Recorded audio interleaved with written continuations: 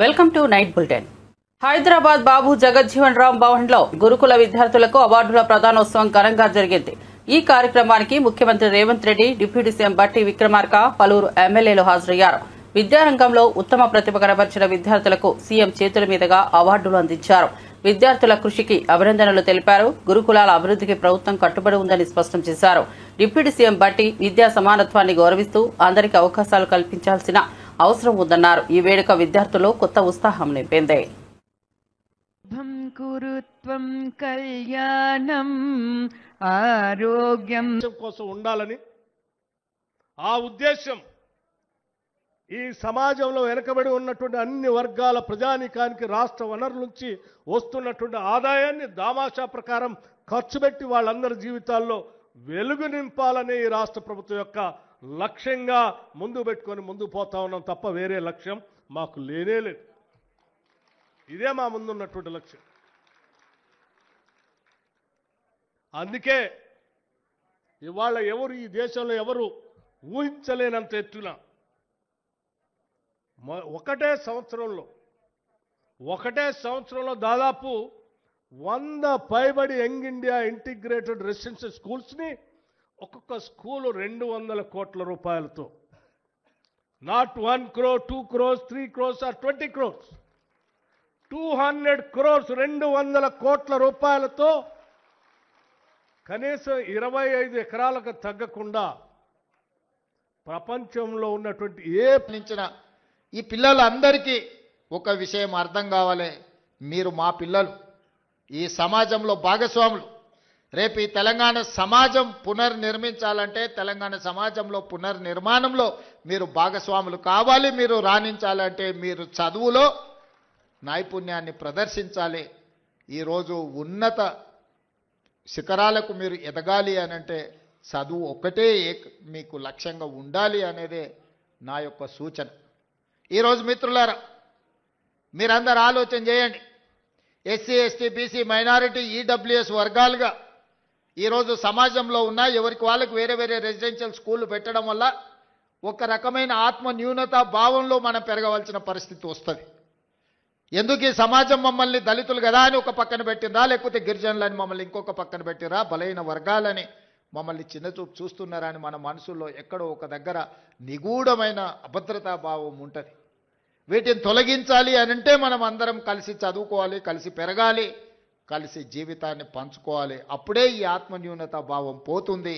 ఈ సమాజ నిర్మాణంలో మీరు భాగస్వాములు అవుతారు అని ఆలోచన చేసి ఈరోజు రాష్ట్ర ప్రభుత్వం young India integrated residential schools అనే ఒక విధానాన్ని తీసుకొచ్చి ఈ దేశానికి ఆదర్శంగా ఉండే విధంగా 25 ఎకరాలలో ఒక కార్పొరేట్ కాలేజీలతో పోటీ పడే విధంగా ఈచ్ స్కూల్కి 200 కోట్ల రూపాయలు కేటాయించి ఈరోజు మీకు ఒక ఇంటర్నేషనల్ స్టాండర్డ్స్ ఎడ్యుకేషన్ని, not only infrastructure, educational qualification కూడా అక్కడ ఉండే క్వాలిటీ కూడా పెంచాలి అని ఒక లక్ష్యంతో ఈరోజు మేము పనిచేస్తున్నాం. ఈరోజు చాలామంది విమర్శిస్తున్నారు. ఇవాళనే ఒక పత్రికలో చూసిన ఈ SC, ST, BC, minority, EWS పిల్లలకు 200 కోట్ల రూపాయలు పెట్టి 100 అంటే దాదాపుగా 25,000 కోట్ల రూపాయలు ఖర్చు పెట్టి కట్టాల్సిన అవసరం ఉందా అని ఒక పత్రిక రాసింది. ఒక రాజకీయ పార్టీకి సంబంధించిన పత్రిక. కరెక్టే మీ విధానంలో, ఎందుకంటే మీరు అధికారంలో ఉన్నప్పుడు బర్రెలు, గొర్రెలు, చేపలు, చెప్పులు కుట్టుకోండి అనే స్కీములు మీరు తీసుకొచ్చిండ్రు. ఆనాడు బడుగు బలైన దళిత గిరిజన మైనారిటీ వర్గాలు ఏం చేయాలంటే దళితులు చెప్పులు కుట్టుకోవాలి, బలహీన వర్గాలు చేపలు పట్టుకోవాలి, ట్రైబల్స్ పందులు పెంచుకోవాలని గత ప్రభుత్వంలో స్కీములు వచ్చినాయి. మీరు అందరూ చూడండి, గత 10 సంవత్సరాలలో ఏం చెప్పారు? బర్రెలు, గొర్రెలు ఇస్తాం, చేపలు ఇస్తాం, చెప్పులు కుట్టుకోండి, మీకు స్కీములు ఇస్తామని చెప్పిండ్రు తప్ప మీకు చదువు చెప్తాం, మీకు రాజ్యాధికారం ఇస్తాం, మీ రాజ్యం బీఆర్ఎస్ పార్టీ పరిస్థితి ఎద్దేవా చేస్తూ ఎమ్మెల్యే నాయని రాజేందర్ రెడ్డి సంచలన వ్యాఖ్యలు చేశారు. ఇప్పటికైనా కల్వకుంట్ల కవిత నిజాలు మాట్లాడిందని పేర్కొన్నారు. పార్టీని లోపల నుండే శాసిస్తున్న దెయ్యాలెవరో ఆమె వెల్లడించాల్సిన అవసరం ఉందన్నారు. 4 కారు టైర్లు 4 దిక్కులకెళ్లేలా బీఆర్ఎస్ అనిశ్చితితో కూరుకుపోయిందని విమర్శించారు. 4గురికి వర్కింగ్ ప్రెసిడెంట్ పోస్టులు ఇవ్వచ్చని, కానీ 4 సీఎంలు ఎలా అవుతారని ప్రశ్నించారు. పార్టీలో నాయకత్వ సంక్షోభం తలెత్తిందని, స్పష్టమైన దిశాహీనత కనిపిస్తోందని స్పష్టం చేశారు. రాజకీయంగా బీఆర్ఎస్ పరిస్థితి దిగజారుతోందని వ్యాఖ్యానించారు. నా వ్యక్తిగత అభిప్రాయం చెప్పంటే పార్టీ పరంగా నేను చెప్పా. దాన్ని ఊహాగానాలతో ఉన్న దాని గురించి చర్చించడం అనేది ఇప్పుడు ఇది కాదు. ఎందుకంటే ఒక్కటైతే ఇప్పటికి చెప్పగలుగుతా, కవిత గారు ఇయాటికైనా నిజం మాట్లాడినారు. దయ్యాలు భూతాలు ఉన్నాయని చెప్పింది చూసిందా, అది వాస్తవము. మరి ఆ దయ్యాలు భూతాలు ఎవరో కూడా ఆమె చెప్పాలి. ఎందుకంటే అమరవీరులటువంటి వాళ్ళ ఆత్మలు ఘోషిస్తున్నాయి. వాళ్ళ పేరు చెప్పుకొని బతికి ఇవాళ బయటకు వచ్చి ప్రభుత్వానికి వచ్చి 10 ఏళ్ళు నడుపుకుంటూ వాళ్ళ మీద పేలాలు ఎరక తిన్నారు వీళ్ళు. ఇవాళకైనా బయటకు వచ్చి మాట్లాడుతుంది. అయినా పార్టీ మునిగిపోయింది. అదో పంచారు అయిందంటే పంచారు దుకాణం పోయి అతుకు పెట్టుకోవచ్చు. 4 టైర్లు 4 దిక్కులు ఉరుకుతాను. 4 సీఎం కావాలంటే ఒక రాష్ట్రానికి సాధ్యమా? 4 వర్కింగ్ ప్రెసిడెంట్లు ఎత్తారు కానీ 4 సీఎంలు ఎత్తారా? నియోజకవర్గంలో నాయని అభివృద్ధి అడుగులు మోస్తున్నాడు, కానీ తనకు సంబంధం లేని నియోజకవర్గంలో అడుగుపెట్టి హల్చల్ చేసి ఎంజీఎంలో చేసిందని ఒక ఆరోపణలు వస్తున్నాయి. దాని మీద ఎవరినైంది? మీకు ఫస్ట్ ఆఫ్ ఆల్ ఏంటంటే తెలుసుకోవాల్సింది, నేను డెవలప్మెంట్ కమిటీ మెంబర్ని ఎంజీఎంకు, డెవలప్మెంట్ కమిటీ మెంబర్ని ఎంజీఎంకు. రెండవది ఇక్కడ ఉన్న దానివల్ల నేను ఎంజీఎం పోవటం వలన నష్టం జరిగిందా లాభం జరిగిందా అనేది ఒక్కరితోటి నష్టం జరిగింది అనిపిస్తే నేను చెప్పలేసుకొని పొరపాటు అయిందంట. అంతేగాని సంబంధం లేని కాన్స్టిట్యున్సీ అంటానికి అర్థం ఏంటిది? అది ఛత్తీస్గఢ్కి వెళ్ళి వస్తారు ఇక్కడికి పేషెంట్లు. ఖమ్మము, ఛత్తీస్గఢ్, నల్గొండ ఈ అన్ని దిక్కులకి వెళ్ళి వచ్చే పేషెంట్లు అది కన్న తల్లి లాంటిది. నేను పోయి అడుగుతున్నా కాబట్టే 77 మంది డ్యూటీలో ఉండి లేకుండా ఉన్నారు కాబట్టి బయటకు వచ్చిన దొంగతనం. ఇవాళ దాని ప్రక్షాళన జరుగుతుంది. మరి నేను చేసింది మంచా చెడ్డా దాని గురించి ఆలోచించవలసిన అవసరం లేదు. నా కాన్స్టిట్యున్సీ అనేది కాదు. నేను డెవలప్మెంట్ కమిటీ మెంబర్ని. నేను అట్లా అడిగితే నేను మళ్ళీ కూడా ఇలా పోతా. దాని గురించి ఏమీ ఇదని లేదు. విన్నారా? నేను అది నలుగురికి మంచి జరుగుతుంది అని అంటే ఎవరికి భయపడవలసిన అవసరం నాకు లేదు. అది ఎవరి జాగిరి కాదు, ఎవరి పట్టా కాదు. టీడీపీలోని కొంతమంది ప్రత్యర్థులతో చేతులు కలిపి మన మధ్య కోవర్టులుగా మాయమవుతూ హత్య రాజకీయాలకు ప్రోత్సాహం ఇస్తున్నారని సీఎం చంద్రబాబు నాయుడు సంచలన వ్యాఖ్యలు చేశారు. ఈ పరిస్థితిలో తాను ఇకపై ఎవరిని నమ్మడం లేదన్నారు. పార్టీలో ఉండి తప్పుదారి పట్టించే వారిని ఎట్టి పరిస్థితుల్లోనూ వదిలిపెట్టబోనని హెచ్చరించారు. తప్పుడు కార్యకలాపాలకు పాల్పడే కార్యకర్తలపై కఠిన చర్యలు తప్పవని స్పష్టం చేశారు. పార్టీ శ్రేయస్సు కోసం ప్రతి ఒక్కరూ నిజాయితీగా ఉండాలని కోరారు. ఈ వ్యాఖ్యలు టీడీపీ వర్గాల్లో కలకలం రేపుతున్నాయి. పార్టీలో అంతర్గత వ్యవహారాలు బయటపడుతున్నాయన్న చర్చ కొనసాగుతోంది. చౌదరి, సంతనూతలపాడు, పల్నాడు హత్యలు జరిగాయి. హత్యలు జరిగితే నాకు అనుమానం వచ్చింది. ఇప్పుడు నేను ఎవరిని నమ్మడం లేదు. ప్రతి ఒక్క విషయాన్ని కూడా సందేహం పెట్టుకొని మనసులో వేరే విధంగా నేను ఆలోచించి ఎవరు చేశారని ఆలోచించే పరిస్థితికి వచ్చాను. చేస్తే కొంతమంది మన దగ్గరుండి వాళ్లకు కోవర్ట్లుగా పనిచేస్తూ వాళ్ళ ప్రోత్సాహంతో ఇష్టానుసారం హత్యా రాజకీయాలు చేస్తున్నారు. మన చేతితో మన వేలుతో మన కన్ను పొడుచుకుని తద్వారా 2 పనులు. ఇది తెలుగుదేశం పార్టీ వాళ్ళు వీళ్లే చంపుకుంటున్నారు అని చెడ్డ పేరు తేవడం, వాళ్ళ టార్గెట్ ని సులభంగా ఎలిమినేట్ చేయడం. ఇది నేరస్తులు చేసే కనికట్టు మాయ. అందుకే చెప్తున్నా, ఎవరైనా సరే మన కార్యకర్తలు కూడా ఇలాంటి తప్పుడు పనులు చేస్తే ఏ కార్యకర్తను కూడా నేను ఉపేక్షించనని మరొక్కసారి మీ అందరికీ విజ్ఞప్తి. మీరు నా మీద ఒక బాధ్యత పెట్టారు. ఈ బాధ్యత నా ఒక్కడి వల్ల సాధ్యం కాదు.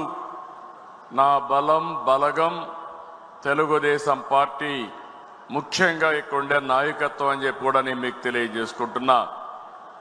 మీరు నిన్న ఈరోజు ఏ స్ఫూర్తి అయితే ఇచ్చారో, ఎంత బ్రహ్మాండంగా అయితే మీరు సహకరించారో మీ సహకారం చూస్తున్నాను. నా జీవితంలో ఎప్పుడూ చూడని విధంగా కడప మహానాడు జరిగింది. ఎన్నో మహానాడులు చేశాం. కడప మహానాడు అన్ని మహానాడుల కంటే ప్రత్యేకమని మరొకసారి మీ అందరికీ విజ్ఞప్తి చేస్తున్నాను. ఈ మహానాడుకు కారణమైనటువంటి కడప జిల్లా నాయకత్వాన్ని, రాష్ట్ర నాయకత్వాన్ని మనస్ఫూర్తిగా అభినందిస్తున్నా. ఇక్కడ అరేంజ్మెంట్స్ కానీ ఇక్కడ చేసిన ఏర్పాట్లు కానీ చాలాసార్లు చూశాం, కానీ ఇంత మెజెస్టిక్గా ఎప్పుడూ రాలేదు. అదే సమయంలో కార్యకర్తల్లో పట్టుదల చూశాను, నాయకుల్లో పట్టుదల చూశాను. నిన్న ఉదయం నుంచి మిమ్మల్ని చూస్తున్నాను. ఏ ఒక్కరు కూడా కదలకుండా ఉదయం నుంచి సాయంత్రం వరకు బ్రహ్మాండంగా శ్రద్ధ పెట్టిన మిమ్మల్ని అందరినీ పేరు పేరున మనస్ఫూర్తిగా అభినందిస్తున్నాను. నిన్నంతా కూడా అర్థవంతమైన చర్చలు జరిగాయి. ఏదైతే 6 శాసనాలు, అదే సమయంలో రాబోయే 40 సంవత్సరాలకు ఒక ప్రణాళిక, ఈ 2 కూడా చూసినప్పుడు నాకు ఏమాత్రం అనుమానం లేదు. తెలుగు వారి చరిత్ర ఉన్నంత వరకు తెలుగుదేశం పార్టీ ఉంటుంది. తెలుగుదేశం పార్టీ ఎప్పుడు వారికి సేవలు అందించి అనునిత్యం తెలుగు జాతిని ఒకటే విషయం మనం గుర్తు. కడపలో జరుగుతున్న టీడీపీ మహానాడు 2వ రోజుకు భారీగా శ్రేణులు తరలివచ్చారు. ఎన్టీఆర్ విగ్రహానికి సీఎం చంద్రబాబు, మంత్రి లోకేష్ పూలమాలలు వేసి ఘనంగా నివాళులర్పించారు. అనంతరం మహానాడు సభ ప్రారంభమైంది. సభలో ప్రభుత్వ సంక్షేమ కార్యక్రమాలు, అభివృద్ది ప్రణాళికలపై ప్రధానంగా చర్చ జరిగింది. జిల్లాల వారీగా కార్యకర్తలు పాల్గొని భారీ ఉత్సాహాన్ని చూపారు. పార్టీ బలోపేతానికి తీసుకోవాల్సిన నిర్ణయాలపై నేతలు సమీక్ష నిర్వహిస్తున్నారు. లోకల్ లెవెల్ నుంచి ప్రభుత్వ స్థాయిలో అమలు చేస్తున్న కార్యక్రమాలపై సమగ్ర చర్చ కొనసాగుతోంది. తెలుగుదేశం పార్టీ వ్యవస్థాపకుడు నందమూరి తారక రామారావు జయంతి సందర్భంగా హైదరాబాద్లోని ఎన్టీఆర్ ఘాట్ వద్ద లక్ష్మీపార్వతి నివాళులర్పించారు. ఎన్టీఆర్ విగ్రహానికి పుష్పాంజలిని జన్మించిన ఆమె ఆయన సేవలు చిరస్మరణీయమన్నారు. ఎన్టీఆర్ ఆదర్శాలను కొనియాడుతూ ప్రజాస్వామ్యాన్ని కాపాడేందుకు ఆయన చేసిన కృషిని గుర్తు చేశారు. ప్రజల మనసుల్లో ఎన్టీఆర్ చెరిగిపోని ముద్ర వేసిన వ్యక్తి అని పేర్కొన్నారు. తెలుగు ప్రజల గుండెల్లో చిరస్థాయిగా నిలిచిపోయిన నాయకుడిగా ఆయన పేరును స్మరించారు. ఈ సందర్భంగా పలువురు అభిమానులు, అనుచరులు ఘాట్ వద్దకు చేరుకుని ఎన్టీఆర్ జయంతిని ఘనంగా నిర్వహించారు.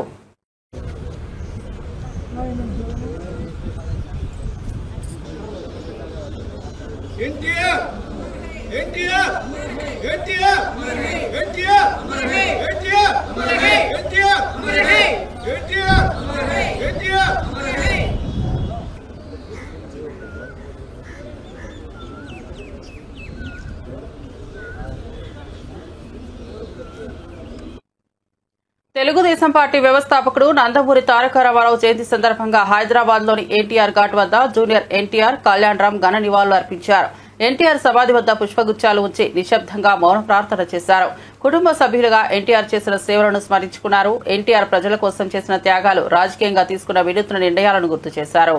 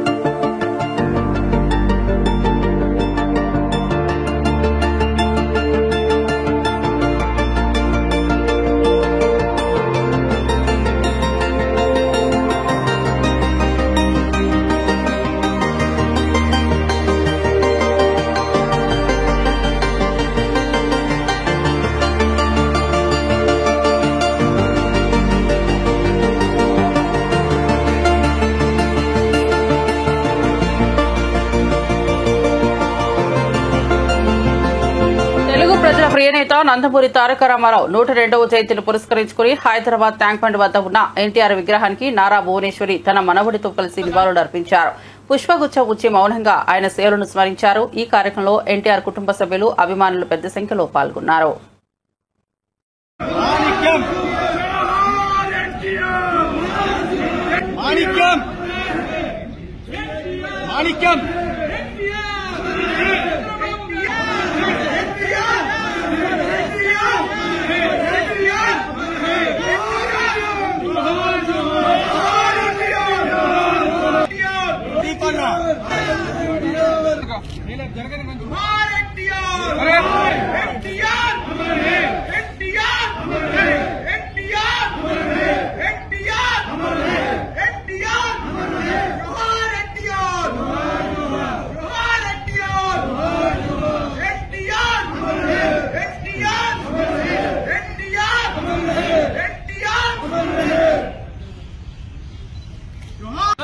ఎన్టీఆర్ జోహార్ ఎన్టీఆర్ జోహార్ ఎన్టీఆర్.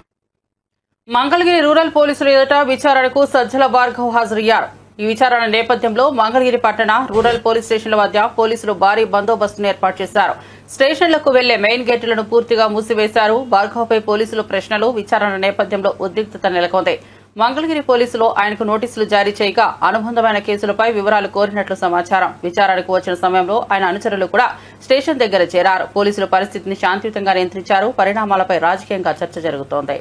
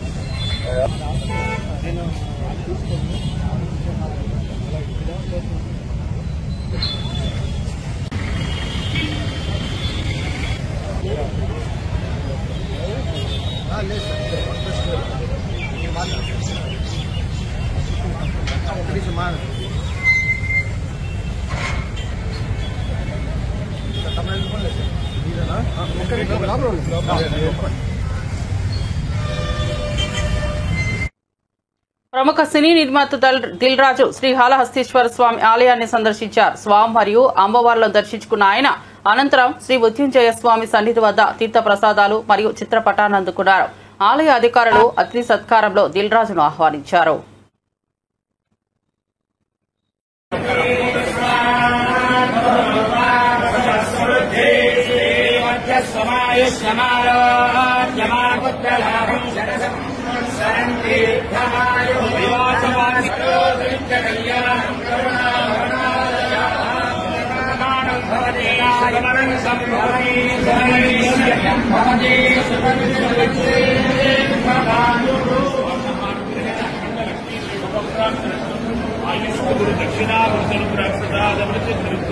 పునర్దర్శన ప్రాప్తి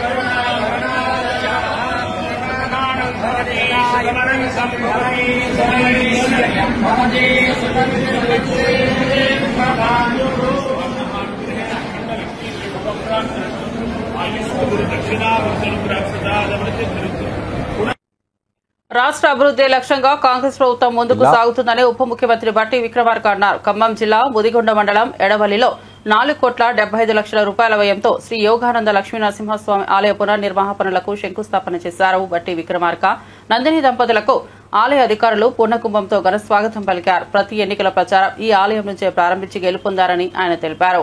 స్వామివారి ఆశీస్సులతో పనులు వేగంగా పూర్తవుతాయని ఆశాభావం వ్యక్తం చేశారు. పాలన అందిస్తా ఉంది కాబట్టి ఇవాళ ఋతుపవనాలు కూడా మనం ఆశించిన దానికంటే ముందే రాష్ట్రంలో ప్రవేశించి చల్లగా వర్షాలు పడతా ఉన్నాయి. పాడి పంటలు సుభిక్షంగా ఉండేటట్టు ముందుకు పోతా ఉంది. కేవలం రైతులు వ్యవసాయమే కాకుండా సమాజంలో ఉన్నటువంటి అన్ని వర్గాల ప్రజానికం కోసం కూడా రాష్ట్ర ప్రభుత్వం నిధులన్నింటినీ సమగ్రంగా ప్రణాళికాబద్ధంగా కొన్ని పథకాలు తయారు చేసుకుని ముందుకు పోతా ఉన్నాం. ఈ పథకాలన్నీ కూడా ప్రజా సంక్షేమం కోసం పనిచేసేటువంటి కార్యక్రమాలు, సంపదని సృష్టిస్తా ఉన్నాం.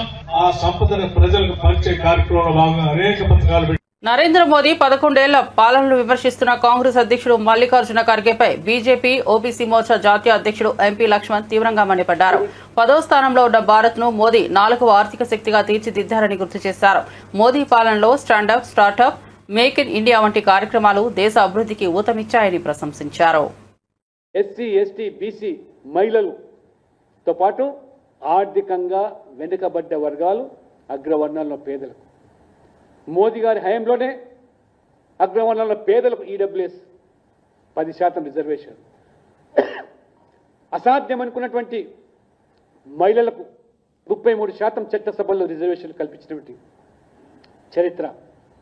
జమ్మూ కాశ్మీర్ 370 ఆర్టికల్ అవరోధం వల్ల అక్కడ ఉన్నటువంటి ఎస్సీ ఎస్టీలు బీసీలు రిజర్వేషన్లు కోల్పోతే వారికి రిజర్వేషన్లు కల్పించినటువంటి చరిత్ర 370 ఆర్టికల్ రద్దు చేసి ఇది సామాజిక న్యాయం పేదల సంక్షేమం కోసం. రైతుల విషయంలో మీరు మీ హయాంలో యూరియా కొరత, యూరియా బస్తాలు పొందాలంటే పోలీస్ స్టేషన్లలో యూరియా అమ్మిన చరిత్ర మీది. చెప్పులు పెట్టి బస్తాల కోసం పరిగాపులు కాసి ప్రాణాలు కోల్పోయిన సంగతులు ఆ రోజు మీ హయాంలో. కల్తీ విత్తనాలు, పంటలకు బీమా లేని దుస్థితి. కానీ ఇవాళ మరి మోదీ గారు హయాంలో ఇవాళ ఎంఎస్పీలు లేదా ఇవాళ నకిలీ విత్తనాలను అరికట్టి ఎరువుల కర్మాగారాలను పునరుద్ధరింపజేసి ఏ రకంగా ఇవాళ మరి విత్తన భాండాగారాన్ని కానివ్వండి, ఎరువుల కర్మాగారాన్ని కానివ్వండి, ఇవాళ రైతులకు అందుబాటులో సబ్సిడీ మీద ఇవాళ రైతులకు ఆ రోజు మీ హయాంలో సాగునీటి కరువు అయితే ఇవాళ నామాత్రం మద్దతు ధర అయితే ఇవాళ మద్దతు ధర 1కి 3 సార్లు పెంచి ఇప్పుడు సమృద్ధిగా యూరియా, కృషి సించాయి యోజనల వంటి అనేకమైనటువంటి సాగునీటి వసతులు, సాయిల్ హెల్త్ కార్డులో భూసార పరీక్షలు, ఆపత్కాలంలో ఆదుకునేందుకు పంటల బీమా ఇవాళ ఏ రకంగా గణనీయంగా మద్దతు ధర పెంచింది. 2014లో కనీస మద్దతు ధర 1310 రూపాయలుంటే ఇప్పుడు 2300 రూపాయలు, అంటే దాదాపు 1000 రెట్లు పెంచినటువంటి చరిత్ర. ఇది అచ్చేదీన్ కాదాన్ని మల్లికార్జున్ ఖర్గే గారిని కాంగ్రెస్ అధ్యక్షుని ప్రశ్నిస్తా ఉన్నాను. ఇవాళ మహిళా సాధికారత దిశగా మోదీ ప్రభుత్వం అనేకమైన చర్యలు, బేటీ బచావ్ బేటీ పడావ్, మాతృవందన యోజన, ఇవాళ గర్భిణీ మహిళలకు 12 వారాలు మీరు సెలవు దినంగా ఉంటే ఇప్పుడు 26 వారాల ఇవాళ ప్రసూతి సెలవు పూర్తి జీతభత్యాలతో. స్వచ్ఛ భారత్ పేరు మీద మహిళల ఆత్మగౌరవాన్ని ఏ రకంగా ఇవాళ మరుగుదొడ్లు నిర్మించి చరిత్రను సృష్టించారు. పేదవాళ్లకు బ్యాంకు ఖాతాలను అందుబాటులోకి తీసుకొచ్చి దాదాపు 60 కోట్ల మందికి ఇవాళ బ్యాంకు అకౌంట్ లేని వారికి బ్యాంకు పరిధిలోకి తీసుకొచ్చి ఏ రకంగా ఇవాళ మహిళలకు కూడా పెద్దపీట వేస్తున్నారో, ముస్లిం మహిళల త్రిపుల్ తలాక్ విషయంలో కానివ్వండి, చట్టసభలో మహిళా రిజర్వేషన్ కానివ్వండి, ఆ రకంగా మరి సామాజిక న్యాయం పేరు మీద మీరు ఆ రోజు రాజ్యాంగ నిర్మాత డాక్టర్ బాబాసాహెబ్ అంబేద్కర్ గారిని అడుగడుగున తమ జీవితకాలంలో అవమానిస్తే మోదీ గారి ప్రభుత్వం వారి యొక్క మరి పుట్టిన గ్రామం మావు నుంచి మొదలుకుంటే అంతిమ శ్వాస వదిలేటువంటి అన్ని ప్రాంతాలు పంచతీర్థ పేరు మీద అభివృద్ధి చేసి అంబేద్కర్ గారి యొక్క ఆశయాలను ఏ రకంగా ఇవాళ మోదీ ప్రభుత్వం అమలు చేస్తూ ఒక దళితుని రాష్ట్రపతిగా, ఒక ఆదివాసీ మహిళను రాష్ట్రపతిగా ఏ రకంగా మోదీ ప్రభుత్వం మరి చేసినటువంటి దానికి అడ్డుపడ్డటువంటి మీరు ఈరోజు ఓబీసీల గురించి మొసలి కన్నీరు కార్చేటువంటి రాహుల్ గాంధీ గారు అడుగడుగున ఓబీసీ రిజర్వేషన్ అడ్డుపడ్డటువంటి మీ కుటుంబం, నెహ్రూ నుంచి మొదలుకుంటే రాజీవ్ గాంధీ వరకు నేషనల్ బ్యాక్వర్డ్ క్లాస్ కమిషన్కు, ఆ రకంగా కాన్స్టిట్యూషన్ స్టేటస్, ఈ రకంగా ఇవాళ భారతదేశం బద్ధ విరోధమైనటువంటి అమెరికాతోనూ రష్యాతోనూ కూడా దౌత్యపరమైనటువంటి సంబంధాలు మెరుగుపరుస్తూ ఏ రకంగా ఇవాళ స్నేహహస్తాన్ని చాటుతున్నదో ఇటు ఇజ్రాయెల్తోనూ కాకతీయ యూనివర్సిటీ స్థాపనకు 50 ఏళ్లు పూర్తయిన సందర్భంగా ఆగస్టు 19న గోల్డెన్ జూబ్లీ ఉత్సవాలను నిర్వహించనున్నట్లు university vice chancellor Pratap Reddy వెల్లడించారు. అకాడమిక్ క్యాలెండర్ ప్రకారం పరీక్షలు నిర్వహిస్తామని స్పష్టం చేశారు. విద్యార్థులు ఎదుర్కొంటున్న సమస్యలను పరిష్కరించేందుకు కృషి చేస్తానన్నారు. యూనివర్సిటీ అభివృద్ది కోసం ప్రభుత్వం దృష్టిని ఆకర్షించి పెద్ద ఎత్తున నిధులు తీసుకొచ్చేలా ఎంహెచ్ఆర్ను కలుస్తామని తెలిపారు. ఉద్యోగుల విషయంలో నిబంధనల ప్రకారమే వ్యవహరించనున్నట్లు పేర్కొన్నారు. కాంట్రాక్ట్ ఉద్యోగుల వ్యవహారంలో యూనివర్సిటీ ప్రమేయం ఉండదని, ప్రభుత్వం నిర్ణయం మేరకే ముందుకెళ్తామని స్పష్టం చేశారు. ఇప్పుడున్న వాళ్ళందరూ కలిసి ఒక విద్యా సంస్థలో చదువుకుని వాళ్ళ క్యారియర్ చేసిన కనుక వాళ్ళకు ఒక బ్యాక్ మన సొంత ఇంటికి వస్తే ఎట్లా ఉంటుందో అటువంటి సెలబ్రేషన్స్ ఉండాలి అని ఇయర్ లాంగ్ వాళ్ళని కలుపుకొని ఒక సెలబ్రేషన్ మూమెంట్ తీసుకురావాలని గోల్డెన్ జూబ్లీ పెట్టడం.